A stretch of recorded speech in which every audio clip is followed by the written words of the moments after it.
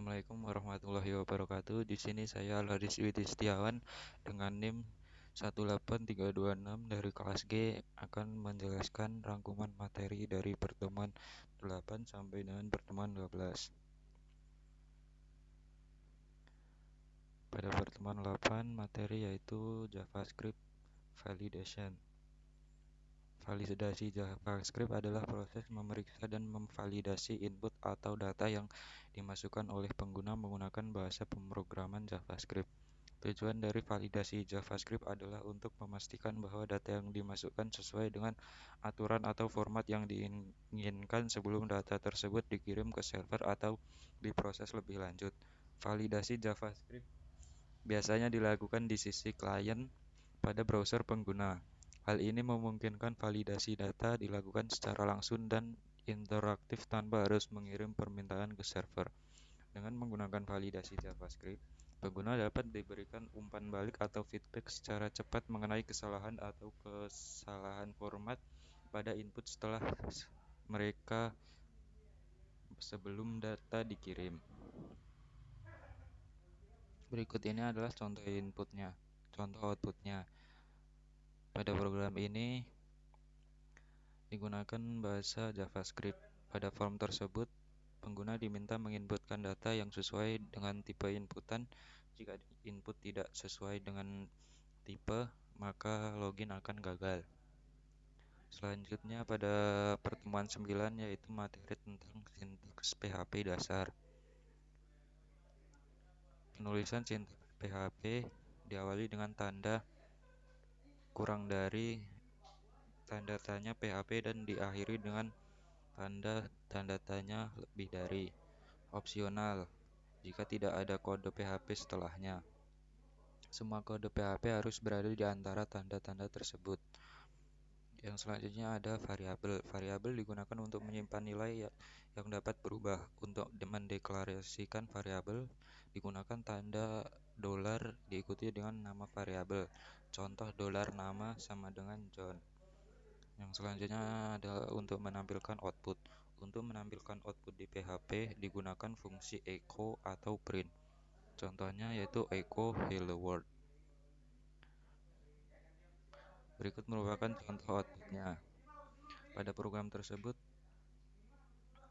digunakan sintaks dasar PHP. Selanjutnya pada pertemuan 10 yaitu materi tentang percabangan dan perulangan PHP. Percabangan memungkinkan eksekusi kode berdasarkan nilai dari suatu kondisi. Dalam PHP terdapat dua bentuk percabangan yaitu if-else dan switch case. Pada if-else, percabangan digunakan untuk menjalankan blok kode tertentu jika kondisi benar atau true, atau menjalankan blok kode lain jika kondisi salah atau false. Yang selanjutnya ada switch case. Percabangan switch case digunakan untuk memeriksa nilai dari sebuah variabel dan mengeksekusi blok kode berdasarkan nilai tersebut. Selanjutnya ada perulangan. Perulangan digunakan untuk mengulangi blok kode tertentu sejumlah kali. Dalam PHP terdapat 3 jenis perulangan yaitu for, while, dan do while. Perulangan for loop digunakan untuk mengulang blok kode dengan batasan yang sudah ditentukan. Selanjutnya ada perulangan while.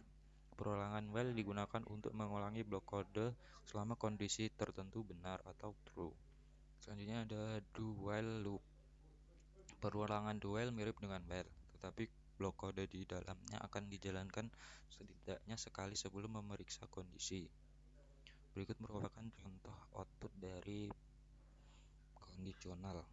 Program tersebut berfungsi untuk menginputkan nilai. Setelah nilai disubmit oleh pengguna, program menggunakan PHP untuk melakukan konversi nilai ke bentuk huruf dan memberikan keterangan terkait kategori nilainya. Selanjutnya pada pertemuan 11 yaitu materi tentang penanganan form PHP. Form handling. Penanganan form PHP melibatkan pengambilan data yang dikirim melalui form HTML menggunakan metode post atau get, dan kemudian memproses data tersebut di sisi server. Untuk membuat penanganan form pada PHP dapat menggunakan form HTML. Pada proses ini Pengguna diminta untuk membuat form HTML dengan menggunakan elemen form dan menentukan atribut metode sebagai post atau dapat juga menggunakan get untuk menentukan metode pengiriman data. Kemudian menentukan atribut action untuk menentukan URL atau script PHP yang akan menangani data yang dikirimkan. Langkah kedua yaitu mengakses data form di PHP. Di script PHP yang ditentukan dalam atribut action, gunakanlah variabel $_post atau $_get untuk mengakses data yang dikirim melalui form. Gunakan atribut name pada elemen form input untuk mengidentifikasi setiap nilai form saat mengaksesnya di PHP. Selanjutnya yaitu memvalidasi data form. Melakukan validasi pada data yang dikirimkan melalui form untuk memastikan kebenaran dan keamanan data. Lalu memeriksa apakah nilai yang diterima sesuai dengan format atau kriteria yang diinginkan. Selanjutnya ada memproses data form. Setelah validasi, lakukanlah pemrosesan data sesuai dengan kebutuhan aplikasi. Misalnya, simpan data ke database, atau mengirimnya ke email, atau melakukan operasi perhitungan, atau bisa saja menampilkan hasil pengolahan data. Yang terakhir yaitu menampilkan hasil atau pesan konfirmasi.